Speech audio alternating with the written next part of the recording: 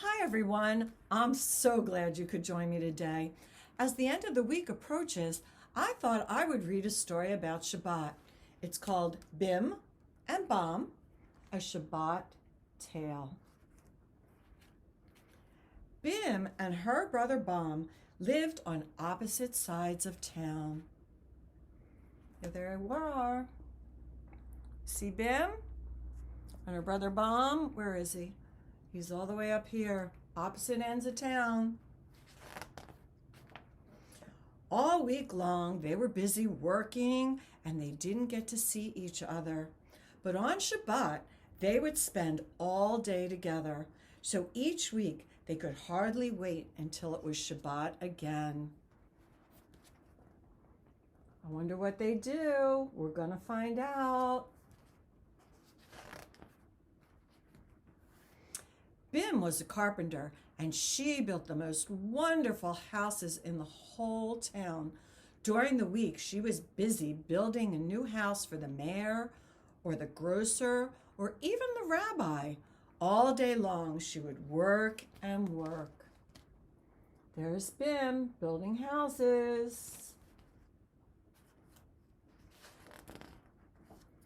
But Friday was different. Every Friday, Bim stopped working on the house she was building. Instead, she spent Fridays building nice, comfortable homes for people who couldn't afford to pay her. By the time Shabbat arrived, she felt she had done a mitzvah, a good deed. Do you remember earlier this week we talked about mitzvahs? Remember our mitzvah magician? Bim loved building, but Bom couldn't even build a birdhouse. Every time he tried to build something, he would hit his thumb with the hammer. But Bom loved to bake, and he was the best baker in the whole town. Everyone loved his bread and rolls and muffins. He was busy all week baking bread for the teacher, the artist, even the gardener. All day long, he would knead dough for bread. Looks yummy, huh? But Friday was different. Every Friday, he baked only challah, lots and lots of challah. He made the most beautiful challah that anyone had ever seen. It was light and sweet, with fancy braids and golden raisins. On Friday, when Bom's challah was baking, the whole town smelled wonderful. Look at everybody with their noses in the air. And not because they were being rude, it's because they were smelling challah. Bom knew that not everyone had enough money to buy challah for Shabbat, so he always made extra loaves and gave them to the people who could not afford to pay him. By the time Shabbat came, he felt he had done a mitzvah and a good deed. What a nice person.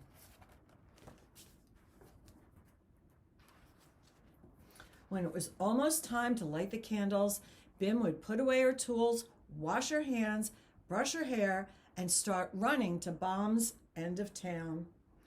Bom would take off his apron and baker's hat, comb the flour out of his hair, and put a sign on the bakery window, closed for Shabbat, and would start running to Bim's end of town. See how they're both getting ready for Shabbat? They would run and run until just at the same time they would come to the square in the exact center of town. Bim would shout, "Bom, Bom!" And Bom would shout, "Bim, Bim!" And they would run to each other and hug and say, "Shabbat Shalom."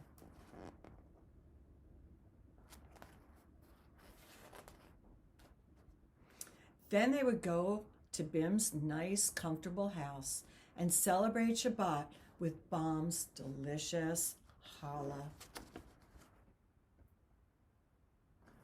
What a beautiful and perfect way to spend Shabbat. You know, this story shows how Bim and Bom lived every day, but how Friday was really a special day for them. They performed mitzvot. We talked about that with Mitzvah, the magician, Gabriel, remember? So keep in mind that acts of kindness really help build a better world. Hey, wait a minute.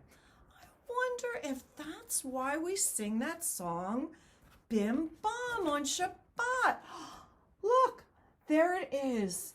How would you like to sing that with me as we get ready for Shabbat? Here we go. Bim Bom, bim bim bim bom, bim bim bim bim bim bom. Bim Bom, bim bim bim bom, bim bim bim bim bim bom. Shabbat shalom, Shabbat shalom, Shabbat Shabbat Shabbat Shabbat shalom. Shabbat shalom, Shabbat shalom, Shabbat Shabbat Shabbat Shabbat shalom. Shabbat, everybody. Be good. Stay healthy. See you next time. Bye, everyone.